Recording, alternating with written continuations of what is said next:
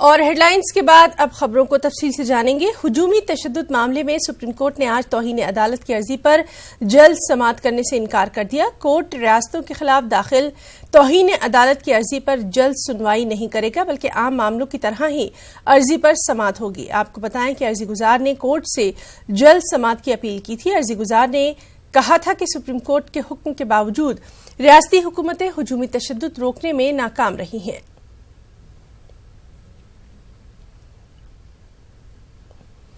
जमीयतुल उलमा हिंद के सदर मौलाना अरशद मदनी ने कहा है कि हुजूमी तशद्दुद एक मजहबी मसला है, जिसमें मजहबी बुनियाद पर लोगों को तशद्दुद और बर्बरियत का निशाना बनाया जा रहा है। इसलिए तमाम बिलखुसूस खुद को सेकुलर करार देने वाली सियासी पार्टियों को मैदान अमल में अब खुलकर सामने आते हुए इसके खिलाफ कानून साजी के लिए अमली इक़दाम करना चाहिए, क्योंकि सिर्फ मजम्मती बयान काफी नहीं है। जमीयतुल उलमा हिंद की मजलिस आमला के इजलास से खिताब करते हुए मौलाना अरशद मदनी ने इंतबाह देते हुए कहा कि हिंदुस्तान में किसी एक नजरिए और मजहब की बालादस्ती चलने वाली नहीं है। ये मुल्क सबका है। हिंदुस्तान हमेशा से गंगा जमनी तहजीब का अलंबरदार रहा है और इसी राह पर चलकर ही मुल्क की तरक्की मुमकिन है। मॉब लिंचिंग के हालिया वाकयात और खासकर तबरेज अंसारी के वहशियाना कत्ल पर अपनी सख्त बरहमी और अफसोस का इजहार करते हुए मौलाना मदनी ने कहा कि यह कत्ल नहीं, दरिंदगी की इंतहा है और हिंदुस्तान के माथे पर बदनुमा दाग भी। रांची में मुस्लिम मुत्तहिदा मुहाज के ज़ेर एहतमाम मीटिंग का इनेकाद किया गया। इस मीटिंग में रांची और इसके मज़ाफ़ाती इलाकों की मसाजिद के आइमा और खतीब ने शिरकत की। इस मौके पर हुजूमी तशद्दुद को लेकर मुनक़्क़िद होने वाले एहतिजाजी जलसे-ए-आम को कामयाब बनाने का लाया अमल मुरतब किया गया। वाज़ेह है कि मुख्तलिफ समाजी तंजीमों पर मुश्तमिल मुस्लिम मुत्तहिदा मुहाज के ज़ेर एहतमाम 5 जुलाई को बाद नमाज जुमा रांची के डोरंडा में वाक़े उर्स मैदान में हुजूमी तशद्दुद के वाक़यात के खिलाफ अजीम एहतिजाजी इजलास बउनवान जन आक्रोश सभा का इनेकाद किया जाएगा। और खतीबों से गुजारिश की जा रही कि कल जुमे में लोगों को ये लाइन गाइड दें कि जुलूस में अमन और शांति के साथ जाएं, कोई ऐसी हरकत न हो जिससे बदअमनी फैले। इसलिए कि हमारी लड़ाई किसी फ़िरका किसी मज़हब के ख़िलाफ़ नहीं है, फ़िरका परस्ती के ख़िलाफ़ है। जो लोग कानून को अपने हाथ में ले रहे हैं, दस्तूर का डर और खौफ जिनके दिलों में नहीं है, वो इस तरह का काम कर रहे हैं। हमारी लड़ाई उनके ख़िलाफ़ है। हुजूमी तशद्दुद के खिलाफ मेरठ के फैज़-ए-आम कॉलेज में जलसे का इनेकाद करने वाली तंजीम युवा सेवा समिति के सदर बदर अली को पुलिस ने गिरफ्तार कर लिया है। हालांकि जानकारी के मुताबिक बदर अली ने सदर पुलिस के सामने सरेंडर किया है, जबकि सदर थाना पुलिस ने मेरठ के देहरी रोड शुप्रिक्स मॉल से बदर अली की गिरफ्तारी दिखाई है। कोर्ट में पेश करने के बाद पुलिस ने बदर अली को जेल भी भेज दिया है। रविवार का जो घटनाक्रम था, पूरा जो ये प्रोपेगेंडा प्रायोजित किया गया था बदर अली के द्वारा, इसकी कल हिस्ट्री शीट खोली गई थी, इस पर पुरस्कार भी घोषित किया गया था। आज इसकी शॉपिंग मॉल के पास से गिरफ्तारी हुई है, मॉल से हुई है और इसको सदर और दिल्ली गेट की टीम ने किया है। 5,000 रुपए का रिवार्ड इस पे कल किया गया था, जो कि इसको देखते हुए इसकी स्थिति के अनुसार पर्याप्त था। अब तक कितनी गिरफ्तारियां हो चुकी हैं? अब तक इसको लेके कुल हमारे पास जो है 49 गिरफ्तारियां हुई हैं। और वहीं हुजूमी तशद्दुद के खिलाफ गुज़िश्ता इतवार के रोज मेरठ में मुनक़्क़िदा जलसे में शामिल होकर वापस लौट रहे मुस्लिम नौजवानों पर हंगामा करने का इल्जाम लगाकर गिरफ्तारियों का सिलसिला अभी भी जारी ही है। बेकसूर नौजवानों के खिलाफ कार्रवाई को लेकर आज शहर काजी की क़यादत में एक वफ़द ने डीएम से मुलाकात करके मेमोरेंडम पेश करने की कोशिश की, लेकिन जिला इंतजामिया के आला ऑफिसर्स के पास इस खास वफ़द से मुलाकात करके उनकी बात तक सुनने का वक्त नहीं था। पेश है मेरठ से हमारे साथी तंजीर अंसार की ये खास रिपोर्ट। वो फंसाया जा रहा है, वो फंसाना गलत है। कोई भी निर्दोष आदमी जेल नहीं जाना चाहिए और जो दोषी है वो बचना नहीं चाहिए। तमाम दलों के लोग भी इसमें शामिल हैं, तो एडीएम सिटी ने इंतजार नहीं किया और रुक के चले गए। मेरठ में मुस्लिम नौजवानों की गिरफ्तारी पर उठ रहे सवाल, पुलिस पर बेकसूर नौजवानों के खिलाफ कार्रवाई का इल्जाम, शहर काजी की क़यादत में मौजज़ शहरियों का वफ्द पहुंचा डीएम के दफ्तर। पेश की इत्तला के बावजूद दफ्तर में न डीएम थे न एडीएम। क्या मौजज़ शहरियों के वफ्द से दूरी बना रहे हैं डीएम?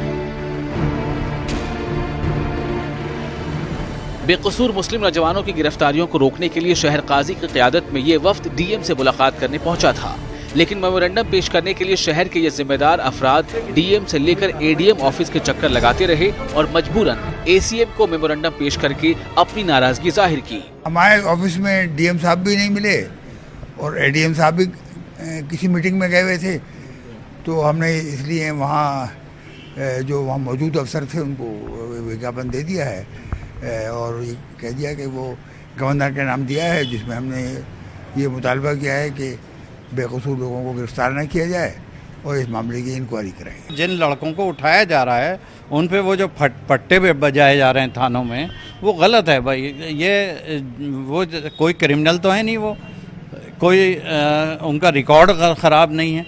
आप घरों से विकलांग को पकड़ रहे हैं, एक बाहर हैं दुबई गए हुए हैं, उन्हें उनका नाम आ गया अमीरुद्दीन का, ऐसे बहुत से नाम ऐसे हैं जो बहुत ही गलत हैं। तो इस पर प्रशासन नहीं सुनेगा तो हम लोग भी चुप नहीं बैठेंगे। प्रशासन दबाव में है, हमारा खुला रूप से कहना है। आज देखिए, जब कन्वे कर दिया गया है डीएम ऑफिस से एडीएम सिटी को कि ये डेलीगेशन आ रहा है, शहर के मौजूद लोग हैं, वकीलों का डेलीगेशन है, पूर्व मंत्री शामिल हैं, तमाम दलों के लोग भी इसमें शामिल हैं, तो एडीएम सिटी ने इंतज़ार नहीं किया और उठ के चले गए ऑफिस से। तो हम प्रशासन से ये मांग करते हैं कि निर्दोषों को जो उठा के पीटा जा रहा है और गलत लोगों को छोड़ा भी जा रहा है थानों से पैसे वसूल करके, ये सारी चीज़ें बंद होनी चाहिए, इससे माहौल ख़राब हो रहा है। वहीं कार्रवाई के नाम पर बेकसूरों की गिरफ्तारी के खिलाफ अब ऑल इंडिया लॉयर्स यूनियन ने भी आवाज़ उठाते हुए पुलिस कार्रवाई को लेकर तशवीश और शक जाहिर किया है। हमारी ऑल इंडिया लॉयर्स यूनियन की मांग ये है कि निष्पक्ष जांच कराई जाए और जो जनता में एक भय व्याप्त है इस तरह का कि कहीं और से तो डोर नहीं हिल रही है, ऐसा भी कोई मैसेज नहीं जाना चाहिए। हमारा मामला ये है कि कोई भी निर्दोष आदमी जेल नहीं जाना चाहिए और जो दोषी है वो बचना नहीं चाहिए, यही हमारी मांग है। और मेरठ में अमन बना रहे और निष्पक्ष जांच इसकी जब तक ना हो तब तक बेवजह गिरफ्तारी ना दी जाए और एक खौफ का माहौल ना पैदा किया जाए। कि जो निर्दोष लोगों को फंसाया जा रहा है वो फंसाना गलत है और हमको ऐसा लगता है कि पुलिस जानबूझ के कर रही है ये, क्योंकि उसने कोई छानबीन नहीं की और लोगों के नाम लिख दिए, तो इस तरह से लोग डरे हुए हैं। वहीं इस मामले को लेकर पुलिस का साफ तौर पर कहना है कि हंगामा करने वालों के खिलाफ सबूत की बुनियाद पर कार्रवाई की जा रही है। जो भी गिरफ्तारी होगी वो सबूतों के आधार पर, वीडियो फुटेज है हमारे पास और फोटोज है, उसी के आधार पर कार्रवाई होगी। जो वहाँ संलिप्त है उसकी गिरफ्तारी सुनिश्चित की जाएगी। तो ये सारी पूरी पुलिस की कार्रवाई है और जो व्यक्ति वहाँ शामिल नहीं था उसे बिल्कुल परेशान होने की आवश्यकता नहीं है। जमहूरी निज़ाम में हर शहरी को अपनी बात कहने का हक है और हर शहरी के मुतालिबात और आवाज को सुनना हुक्मरानों और सरकारी अफसरान की जिम्मेदारी। लेकिन जिले के जिम्मेदार अफसरान का रवैया ही जब गैर जिम्मेदार हो तो इंसाफ की उम्मीद किससे की जा सकती है। न्यूज़ 18 उर्दू के लिए मेरठ से तंजीर अंसार की रिपोर्ट। मरकजी वज़ारत बराए फ़रोग़ इंसानी वसाइल मुल्क में नई तालीमी पॉलिसी को लेकर तनाज़े में घिर गई है। वज़ारत ने 30 जुलाई तक तजवीज़ात और एतराज़ात तलब किए, लेकिन मुस्लिम तंजीमों ने नई तालीमी पॉलिसी के मुसव्विदे पर ही सवाल उठा दिए हैं।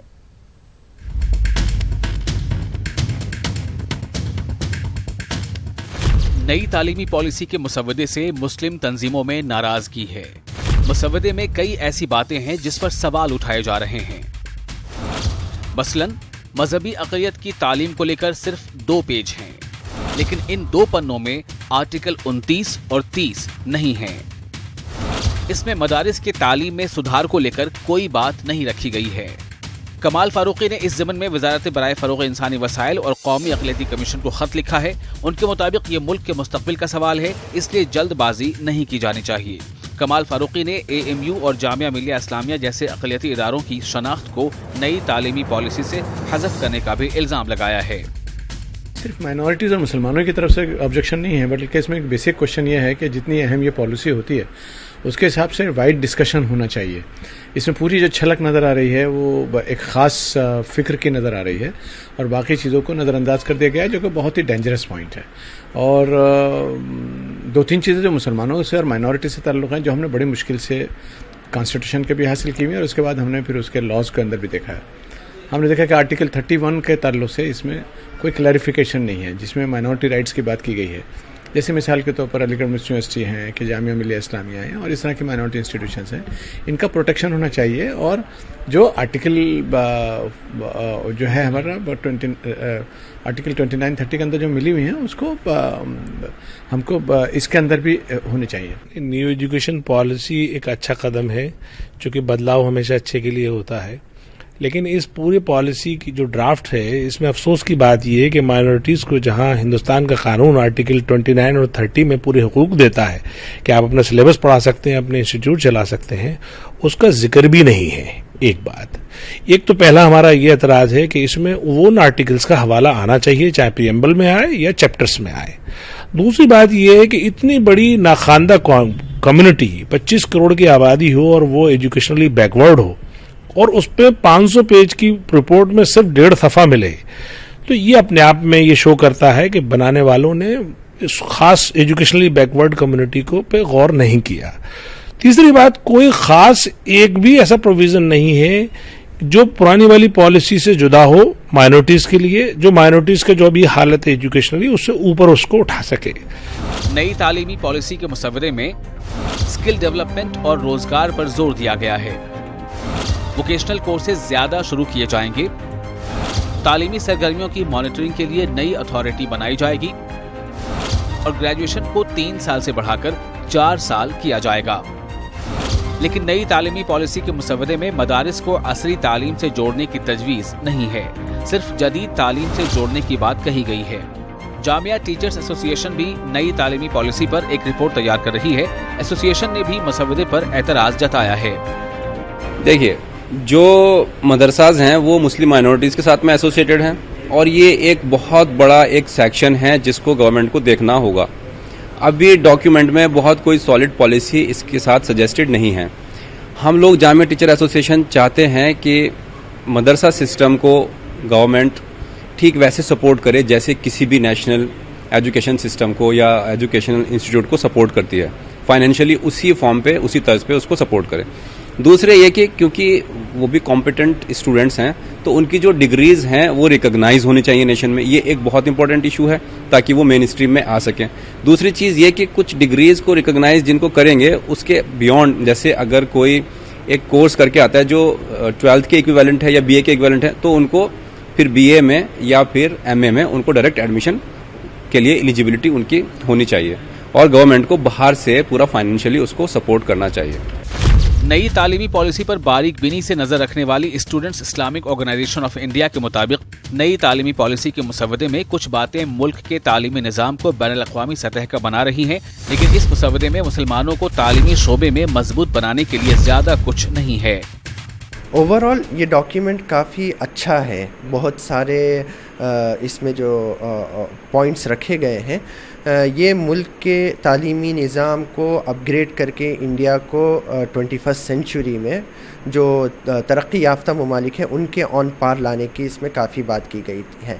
लेकिन इसके बावजूद कुछ लूप होल्स हैं इसमें जो मिसयूज़ हो सकते हैं, तो इसके बारे में सिविल सोसाइटी के हम हैं और दूसरे सारे लोग हैं जो कंसर्न्ड हैं और हुकूमत से चाहते हैं कि वो इसके बारे में वजाहत करें।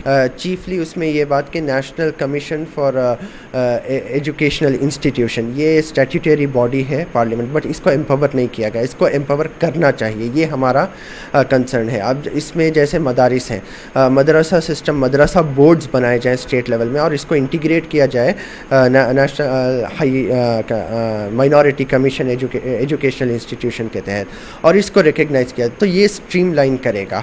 उसमें बात तो ये है कि इनको इंटीग्रेट करना चाहिए, स्पेसिफिक्स कमज़ोर हैं। नई तालीमी पॉलिसी के लिए मरकजी वजारत फरोग़ इंसानी वसाइल ने तजवीज़ात और एतराज़ात तलब किए हैं। इसकी आखिरी तारीख 30 जून से बढ़ाकर 30 जुलाई कर दी गई है। न्यूज़ 18 उर्दू के लिए दिल्ली से खुर्रम शहजाद की रिपोर्ट। तलबा तंजीम SIU ने आम बजट से मुताल्लिक़ तजवीज़ पेश की है कि हुकूमत को कुल GDP का 6% तालीम के लिए मुख्तस करना चाहिए। SIU के मुताबिक अगर हुकूमत चाहे तो इस पर आसानी से अमल कर सकती है। SIU के कौमी सेक्रेटरी के मुताबिक एजुकेशन के शोबे में GDP का 6% खर्च किए जाने पर मुल्क के तालीमी निज़ाम में बेहतरी का भी इम्कान है।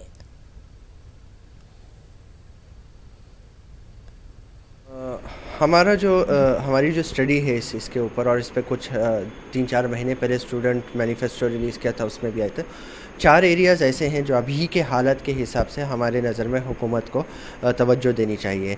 सबसे पहले तो एजुकेशन है, क्योंकि ये मुल्क का मुस्तकबिल है और इस पे जितना सरमाया लगा जाएगा उतना ही मुस्तकबिल इस मुल्क का रोशन होगा।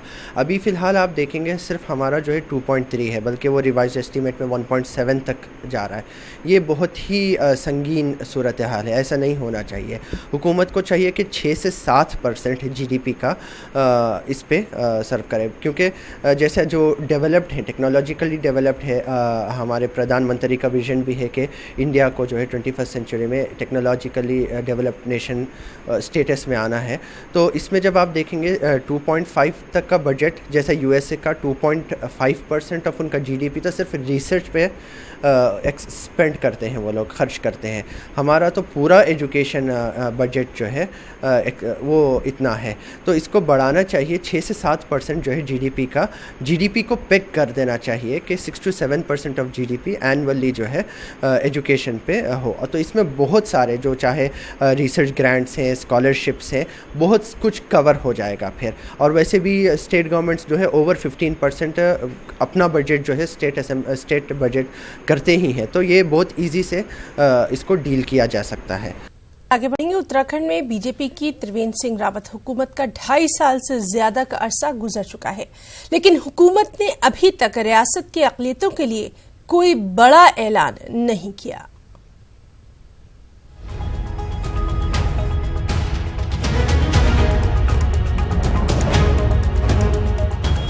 तालीम और रोजगार के शोबों में अक़लियतों के जो हालात दीगर रियासतों में हैं, तकरीबन ऐसे ही हालात उत्तराखंड में भी हैं। दीगर रियासतों में गाहे बगाहे हुकूमत अक़लियतों के लिए कोई न कोई ऐलान जरूर करती है, लेकिन उत्तराखंड में ऐसा बिल्कुल नहीं है। उत्तराखंड की बीजेपी हुकूमत ने इक़्तिदार के 2.5 साल में अभी तक अक़लियतों की फलाह से मुताल्लिक़ कोई बड़ा ऐलान किया ही नहीं। न्यूज़ 18 की टीम ने जब सेक्रेटेरिएट में बने शोबे ऐलानात दफ्तर वज़ीर आला का जायजा लिया तो इस बात की तस्दीक हुई। इसके बावजूद बीजेपी खुद का दिफा कर रही है, क्योंकि समाज के हित के लिए, विकास के लिए जितनी योजनाएं हैं वे सभी वर्गों के लिए लागू हैं। उसमें अल्पसंख्यक भी हैं। चाहे उत्तराखंड की अगर हम बात करते हैं तो इसमें अटल आयुष्मान योजना का लाभ सभी वर्गों को मिल रहा है। अगर हम केंद्र सरकार की योजनाओं की बात करें, चाहे उज्ज्वला की योजना का है, चाहे स्वच्छता की योजना का है, चाहे मकान की योजना का है, ये सारी की सारी योजनाओं का लाभ हर वर्ग को मिल रहा है। बीजेपी के इस जवाब पर कांग्रेस ने तनकीद की है। कांग्रेस के मुताबिक बीजेपी के कौल-ओ-फेल में फर्क है। माइनॉरिटीज का कॉलम 0 रहेगा, 5 साल रहेगा मुसलसल। वो इसलिए रहेगा कि इनकी जहनियत एंटी माइनॉरिटी है। इनकी तो रोटी रोजी मुसलमान को गाली देके चलती है, अक़लियतों को गाली देके चलती है। तो जिनकी रोटी रोजी और जिनकी दुकान और जिनका वोट गाली देके चलता हो तो उनके यहां घोषणा कैसे कर देंगे? कैसे अक़लियतों के लिए कोई वेलफेयर की स्कीम ले आएंगे? कैसे कोई अक़लियतों के लिए उनकी बहबूदी के लिए कोई कार्यक्रम शुरू कर देंगे? नहीं कर सकते, कतई नहीं कर सकते। अभी 0 है, 5 साल बाद देखेंगे आप, तब भी 0 होगा। ये बात तो वाज़ेह है कि अक़लियतों पर पार्टी कोई हो सिर्फ सियासत ही करती आई है, लेकिन वज़ीर आज़म की हालिया तरमीमी नारे सबका साथ, सबका विकास और सबका विश्वास से अक़लियतों में अपनी तरक्की को लेकर एक उम्मीद जरूर जागी है। ऐसे में उम्मीद की जानी चाहिए कि उत्तराखंड के वज़ीर आला हुकूमत के बक़िया 2.5 साल में अक़लियतों का ख्याल जरूर रखेंगे। न्यूज़ 18 उर्दू के लिए देहरादून से आसिफ की रिपोर्ट। मगरबी बंगाल के मदारिस के ताल्लुक से मरकज की रिपोर्ट पर जहां मुस्लिम तंजीमों ने एहतजाज किया, वहीं रियासती असम्बली में भी तृणमूल, लेफ्ट और कांग्रेस ने एहतजाज करते हुए करारदाद पेश करने का फैसला किया। आज रियासती वजीर सिद्दीकुल्लाह चौधरी ने इस मामले में मरकज के रवैये को अफसोसनाक करार देते हुए इस रिपोर्ट से मुसलमानों की शबीह खराब होने का अंदेशा जाहिर किया। उन्होंने कहा कि 8 जुलाई को असेंबली में होने वाली मीटिंग में मदारिस के ताल्लुक से अहम फैसला लिया जाएगा और रिपोर्ट मरकज को भेजी जाएगी। विधानसभा में वो हमारे जो लीडर हैं और पार्लियामेंट अफेयर्स के मिनिस्टर हैं पार्थ चट्टोपाध्याय ने ढंग से बात को रखा है कि किसी एक फिरके को सामने रख करके एक साजिश करना बुरी बात है, ये बात नहीं होनी चाहिए। कांग्रेस सीपीएम ने भी साथ दिया है कि मुश्तरका तरीके पर कोई वहाँ रेजोल्यूशन आना चाहिए, ये बात कल हुई है। मदारिस दीनिया के साथ दहशतगर्दी का कोई ताल्लुक नहीं है, ये तो असल में बदनाम करना चाहते हैं। अगर कोई फर्द का मुजरिम है, जो भी हो, तो फर्दी जुर्म है। मजहब इस्लाम से, कुरान से, सुन्नत से, मदरसा से, मस्जिद से कोई ताल्लुक नहीं है। इसलिए इस बारे में पॉलिटिकल तरीके पर टीएमसी कांग्रेस स्टार ले चुकी है। हमारे ऑनरेबल सीएम ममता बनर्जी भी बात कह चुकी है कि हम मानने को तैयार नहीं है। अगर कहीं कुछ है तो उनका मसला है। तो क्या रिपोर्ट भेजी जाएगी असेंबली से? असेंबली मुश्तरका तरीके अभी 8 तारीख को बिजनेस कमेटी की मीटिंग है, बीए कमेटी की, हो सकता है वहाँ बात आए और मुश्तरका तरीके पर कोई तजवीज़ आए, उस पर तमाम लोग सहमत हैं। और अब बात सफर हज की। लब्बैक अल्लाहुम्मा लब्बैक, लब्बैक ला शरीक लक लब्बैक, इन्नल हम्द वन निअमत लक वल मुल्क ला शरीक लक। आज हिंदुस्तान से 419 आजमीन की पहली परवाज मदीना एयरपोर्ट पर सही सलामत पहुंची। काउंसिल जनरल ऑफ इंडिया की जानिब से एक प्रेस रिलीज जारी की गई, जिसमें ये जानकारी दी गई। एयरपोर्ट पर आजमीन के इस्तकबाल के लिए सऊदी अरब में हिंदुस्तान के सिफारतकार doctor Ausaf Saeed, council general of India Mohammad Rahman Shaikh के अलावा काउंसिल हज वाय साबिर पहुंचे और आजमीन का इस्तकबाल किया। प्रेस रिलीज के मुताबिक तमाम आजमीन को मरकजिया में रिहाइश फराहम की गई है। प्रेस रिलीज के मुताबिक आजमीन की सहूलियात के लिए एयरपोर्ट पर माकूल इंतजाम किए गए थे।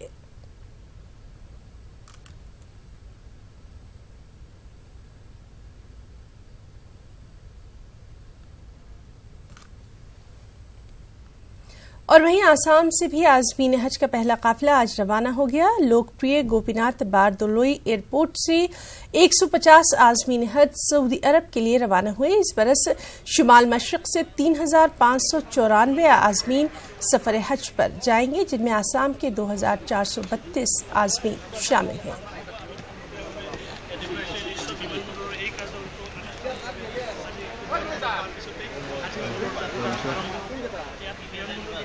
এইবাৰ আমি সম্বৰ্ধনা জনাম বিধায়ক মহেন্দ্ৰ নাৰায়ণ কলিতাদেৱক সম্বৰ্ধনা জনাব।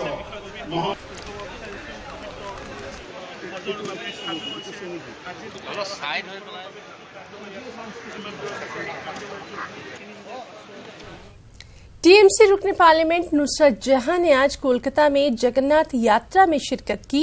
श्री कृष्ण भक्ति की तशहीर के लिए international society for Krishna consciousness ने नुसरत को रथ यात्रा में शिरकत के लिए मदऊ किया था।